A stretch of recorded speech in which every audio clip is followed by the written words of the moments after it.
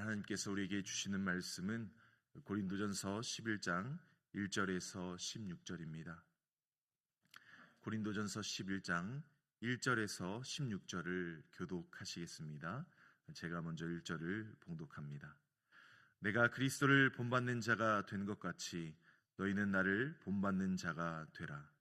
너희가 모든 일에 나를 기억하고 또 내가 너희에게 전하여 준 대로 그 전통을 너희가 지킴으로 너희를 칭찬하노라. 그러나 나는 너희가 알기를 원하노니 각 남자의 머리는 그리스도요 여자의 머리는 남자요 그리스도의 머리는 하나님이시라. 물은 남자로서 머리에 무엇을 쓰고 기도나 예언을 하는 자는 그 머리를 욕되게 하는 것이요 물은 여자로서 머리에 쓴 것을 벗고 기도나 예언을 하는 자는 그 머리를 욕되게 하는 것이니 이는 머리를 민 것과 다름이 없음이라. 만일 여자가 머리를 가리지 않거든 깎을 것이요 만일 깎거나 미는 것이 여자에게 부끄러움이 되거든 가릴지니라. 남자는 하나님의 형상과 영광이니 그 머리를 마땅히 가리지 않거니와 여자는 남자의 영광이니라. 남자가 여자에게 난 것이 아니요 여자가 남자에게 났으며 또 남자가 여자를 위하여 지음을 받지 아니하고 여자가 남자를 위하여 지음을 받은 것이니 그러므로 여자는 천사들로 말미암아 권세 아래 있는 표를 그 머리 위에 둘지니라. 그러나 주 안에는 남자 없이 여자만 있지 않고 여자 없이 남자만 있지 아니하니라. 이는 여자가 남자에게 난 것 같이 남자도 여자로 말미암아 났습니다. 그리고 그 모든 것은 하나님에게서 났느니라. 너희는 스스로 판단하라.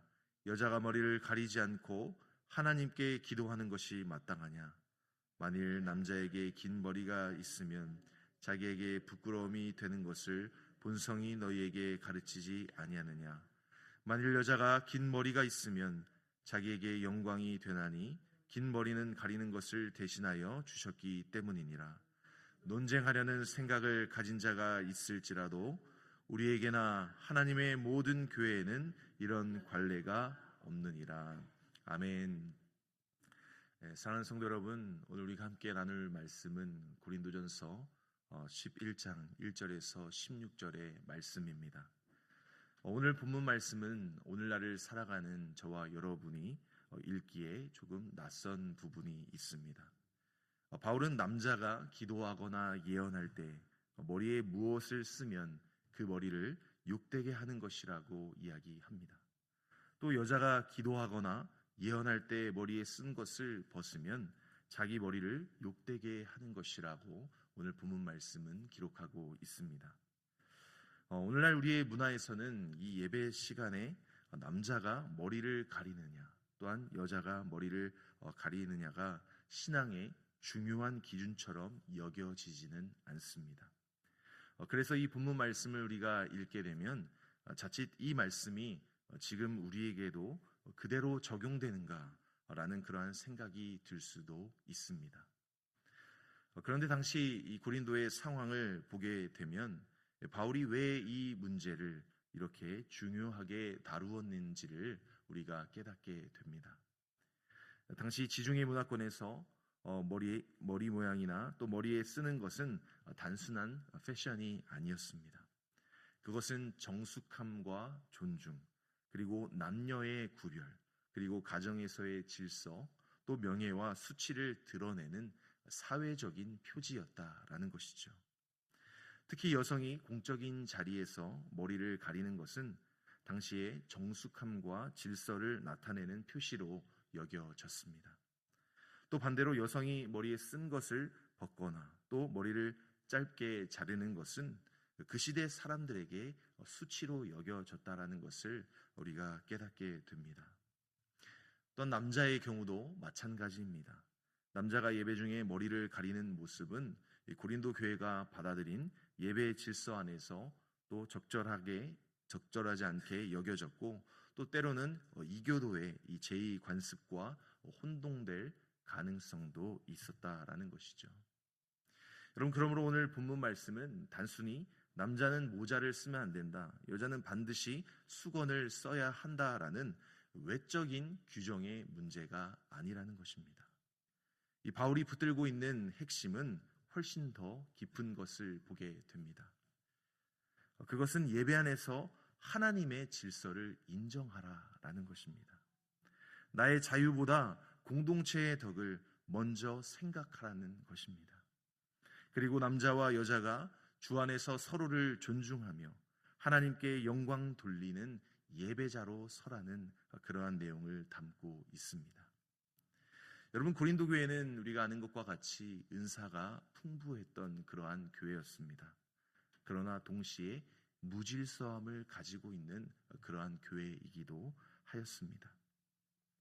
성도들은 복음 안에서 자유를 얻었지만 그 자유를 자기 중심적으로 사용했다라는 것이죠. 성도들은 복음 안에서 자유를 얻었지만 그 자유를 자기 중심적으로 계속해서 사용했다라는 것입니다. 그래서 우상의 제물 문제에서도, 또한 예배의 질서 문제에서도, 그리고 성찬의 문제에서도 이 공동체의 덕이 무너지고 있음을 우리가 말씀을 통해서 알게 됩니다. 여러분, 바울은 앞선 고린도전서 10장 31절 말씀에서 이렇게 이야기했습니다. 그런즉 너희가 먹든지 마시든지 무엇을 하든지 다 하나님의 영광을 위해서 하라. 그리고 오늘 본문 1절에서 이렇게 말합니다. 우리 1절 말씀을 다 함께 읽겠습니다. 내가 그리스도를 본받는 자가 된 것 같이 너희는 나를 본받는 자가 되라. 아멘. 여러분, 바울은 자기 자신을 자랑하는 것이 아닙니다. 바울이 본받으라고 말하는 삶은 바로 그리스도를 본받는 삶을 의미하는 것이죠. 자기 자신의 권리를 앞세우는 것이 아니라 자신을 낮추고 또한 공동체를 세우고 하나님의 영광을 먼저 추구하라는 그러한 삶입니다. 여러분, 오늘 말씀을 통하여서 우리의 예배와 삶이 다시 한번 하나님 앞에 바르게 세워지기를 간절히 소망합니다. 첫 번째로 예배자는 하나님의 질서를 인정해야 합니다. 여러분, 우리가 무엇을 인정해야 합니까? 하나님의 질서를 인정해야 한다는 것이죠. 바울은 먼저 고린도 교회를 칭찬하는 것을 보게 됩니다. 2절 말씀인데요, 우리 한 목소리로 읽겠습니다. 너희가 모든 일에 나를 기억하고 또 내가 너희에게 전하여 준 대로 그 전통을 너희가 지킴으로 너희를 칭찬하노라. 아멘. 여러분, 여기서 말하는 전통은 단순히 옛 습관을, 옛 관습을 이야기하는 것이 아닙니다. 사도들이 복음 안에서 전해준 가르침과 이 예배의 질서를 이야기하는 것이죠. 여러분, 고린도 교회 안에는 아직도 바울이 전한 말씀을 붙들고 있는 신실한 백성들이 있었습니다. 바울은 그것을 먼저 칭찬하고 있는 것을 보게 되는 것이죠. 그러나 곧 이어서 바울은 그들이 반드시 알아야 할 이 중요한 원리를 3절에서 이야기하고 있습니다. 제가 봉독합니다. 그러나 나는 너희가 알기를 원하노니 각 남자의 머리는 그리스도요 여자의 머리는 남자요 그리스도의 머리는 하나님이시라. 여러분, 여기서 바울은 머리됨의 질서에 대해서 이야기하고 있습니다. 남자의 머리는 그리스도요 여자의 머리는 남자요 그리스도의 머리는 하나님이시다라는 것이죠. 여러분, 이 말씀은 누가 더 높고 누가 더 낮다라는 의미가 아닙니다. 남자가 더 귀하고 여자가 덜 귀하다는 이야기가 아닙니다. 성경은 남자와 여자 모두 하나님의 형상을 지음받은 존재라고, 존귀한 존재라고 가르칩니다. 예수 그리스도 안에서 남자와 여자는 모두 동일하게 구원의 은혜를 받은 하나님의 백성입니다. 여러분, 그렇다면 바울이 말하는 질서는 무엇입니까? 여러분, 그것은 차별의 질서가 아니라 창조의 질서입니다. 하나님께서 세상을 창조하실 때 무질서하게 만들지 않으셨습니다. 빛과 어두움을 나누시고 바다와 땅을 나누시고 모든 것을 질서 가운데 세우시고 질서 가운데 창조하셨다라는 것이죠. 또한 남자와 여자도 각각 존귀하게 지으셨을 뿐만 아니라 서로를 돕고 서로를 세우는 관계로 부르셨다라는 것이죠. 여러분, 질서는 억압이 아닙니다. 질서는 하나님께서 공동체를 살리기 위하여서 주신 은혜의 틀인 것이죠. 여러분, 질서가 무너지게 되면 처음에는 마치 자유로운 것처럼 느껴집니다. 그러나 시간이 지나가게 되면 공동체가 흔들리게 되는 것이죠. 예배가 흔들리고 가정이 흔들리고 또한 우리의 관계가 흔들리게 됩니다. 여러분, 예배는 내 생각을 앞세우는 자리가 아닙니다. 예배는 하나님 앞에 나를 내려놓는 자리입니다. 예배는 나의 방식이 아니라 하나님의 말씀 앞에 나의 마음을 맞추는 자리인 것이죠. 여러분, 고린도 교회의 성도들은 자유함을 얻었습니다. 그러나 그 자유가 예배의 질서를 흔들고 있었다라는 것이죠. 그래서 바울은 이렇게 이야기합니다. 그리스도를 본받는 자라면 하나님의 질서 안에서 예배하라는 것이죠. 사랑하는 성도 여러분, 참된 예배자는 자신의 자유를 자랑하지 않습니다. 참된 예배자는 하나님 안에서 자유하며 하나님 앞에서 자신을 낮추게 됩니다. 또한 참된 예배자는 하나님의 질서 안에 머무는 것이 가장 안전하고 복된 길인 것이죠. 여러분, 우리가 하나님 앞에 엎드릴 때에 무너진 마음이 다시 세워집니다. 우리의 흐트러진 삶이 다시 정돈되는 것이죠. 여러분, 예배가 살아나면 저와 여러분의 삶도 살아나게 되어 있습니다. 그래서 예배자는 먼저 하나님의 질서를 인정해야 한다라는 것이죠. 두 번째로, 예배자는 공동체의 덕을 세우기 위해서 자신을 절제해야 합니다. 여러분, 이제 바울은 당시 고린도 교회 안에서 문제가 되었던 이 구체적인 상황을 다루게 됩니다. 우리 본문 4절, 5절 말씀을 함께 읽겠습니다. 무릇 남자로서 머리에 무엇을 쓰고 기도나 예언을 하는 자는 그 머리를 욕되게 하는 것이요, 무릇 여자로서 머리에 쓴 것을 벗고 기도나 예언을 하는 자는 그 머리를 욕되게 하는 것이니 이는 머리를 민 것과 다름이 없음이라. 아멘. 여러분, 당시 문화 속에서 머리를 가리거나 가리지 않는 것은 개인의 취향의 문제가 아니었습니다. 여러분, 그것은 공동체가 함께 이해하는 어떠한 질서와 명예의 문제였다라는 것이죠. 특히 여성이 공적 예배 중에 머리에 쓴 것을 벗는 것은 당시 사람들에게 정숙함을 거부하는 모습으로 비춰질 수 있었습니다. 여러분, 바울은 문화 자체를 절대화하는 것이 아닙니다. 바울은 복음의 자유가 공동체를 무너뜨리는 방식으로 사용되어서는 안 된다라는 것을 이야기하는 것이죠. 여러분, 고린도 교회 안에 어떤 성도들은 이렇게 생각했을지 모릅니다. 나는 그리스도 안에서 자유하다. 그렇기 때문에 이전의 관습에 얽매일 필요가 없다. 여러분, 맞습니다. 성도들은 그리스도 안에서 당연히 자유합니다. 그러나 성경이 말하는 자유는 우리가 마음대로 사는 그러한 자유를 의미하는 것이 아닙니다. 여러분, 참된 자유는 사랑으로 절제되는 자유인 것이죠. 여러분, 신앙의 성숙은 내가 하고 싶은 것을 다 하는데 있지 않습니다. 신앙의 성숙은 주님을 위하여서, 교회를 위하여서, 그리고 지체를 위하여서 나를 절제할 수 있는 데 있다라는 것이죠. 여러분, 바울은 고린도전서 전체에서 이 원리를 계속해서 반복해서 가르치고 있습니다. 여러분, 성도는 자유를 가졌습니다. 그러나 그 자유는 하나님의 사랑으로 다스려져야 된다라는 것이죠. 여러분, 우리는 권리를 가졌습니다. 그러나 그 권리는 공동체, 우리 교회의 덕을 세우기 위해서 우리가 때로는 내려놓을 수도 있어야 한다라는 것이죠. 여러분, 예배 안에서도 마찬가지입니다. 여러분, 예배자는 자기 표현을 위해 서는 사람이 아닙니다. 예배자는 하나님을 드러내기 위해서 서는 사람인 것이죠. 우리의 말과 우리의 태도와 또 우리의 복장과 우리의 섬김과 우리의 마음가짐까지도 하나님께 영광이 되고 또 교회를 세우는 방향으로 가야 합니다.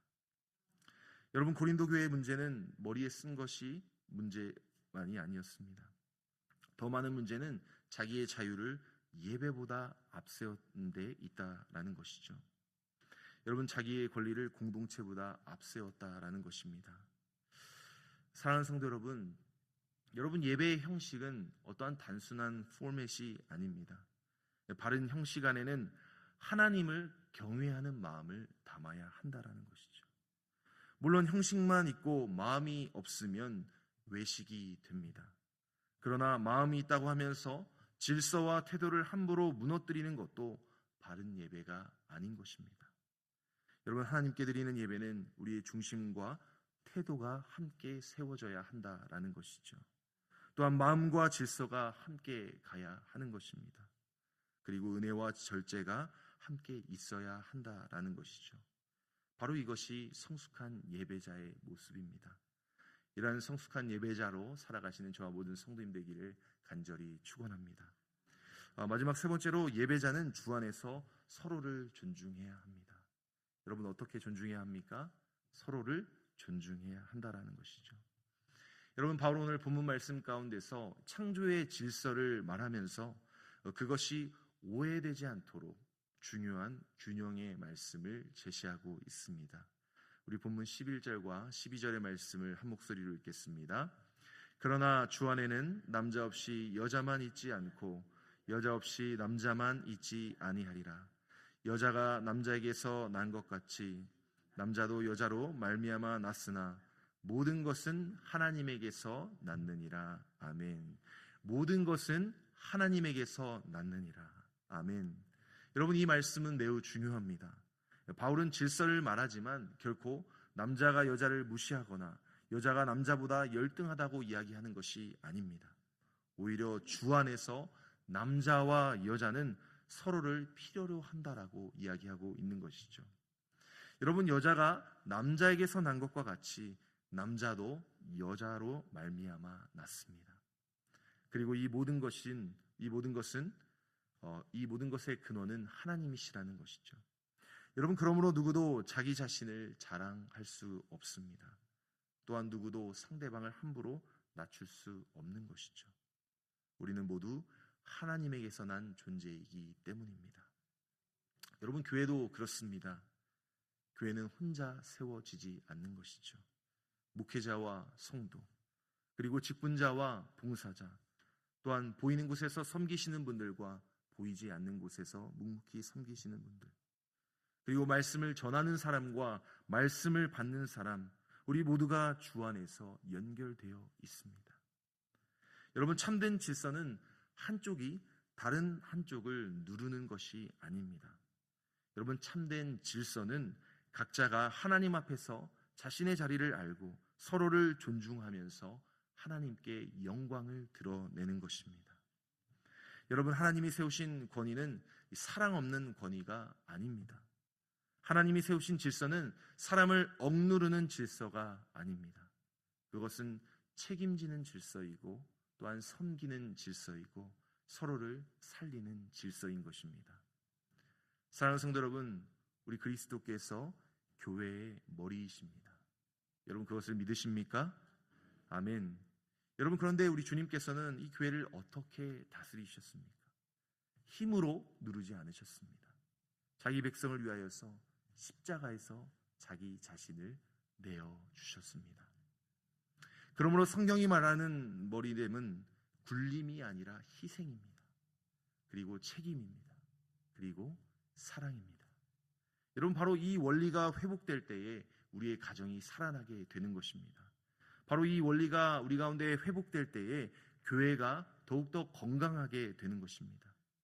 권위는 사랑 안에서 세워지고 또한 순종은 믿음 안에서 이루어지며 이 질서는 은혜 안에서 아름다워지게 되는 것입니다. 바울은 마지막으로 16절에서 이렇게 말합니다. 논쟁하려는 생각을 가진 자가 있을지라도 우리에게나 하나님의 모든 교회는 이런 관례가 없느니라. 아멘. 여러분, 바울은 불필요한 논쟁으로 교회를 흔들지 말라고 권면하고 있습니다. 자기 주장을 앞세워서 공동체를 분열시키지 말라는 것이죠. 또한 예배는 논쟁의 자리가 아닙니다. 예배는 하나님께 영광을 올려드리는 자리인 것이죠. 교회는 자기 뜻을 관철시키는 곳이 아닙니다. 교회는 그리스도의 뜻 앞에 함께 순종하는 곳입니다. 사랑하는 성도 여러분, 오늘 말씀을 통하여서 우리 그리스도 앞에 함께 순종하는 저와 여러분 되기를 간절히 소망합니다. 여러분, 고린도 교회가 붙들어야 했었던 것은 어떠한 시대의 유행도 아니었고 개인의 주장도 아니었고 자기 자신의 권리도 아니었습니다. 그들이 붙들어야 했었던 것은 바로 하나님께서 세우신 질서와 그리스도 안에서 이루어진 사랑이었다라는 것이죠. 사랑하는 성도 여러분, 말씀을 맺겠습니다.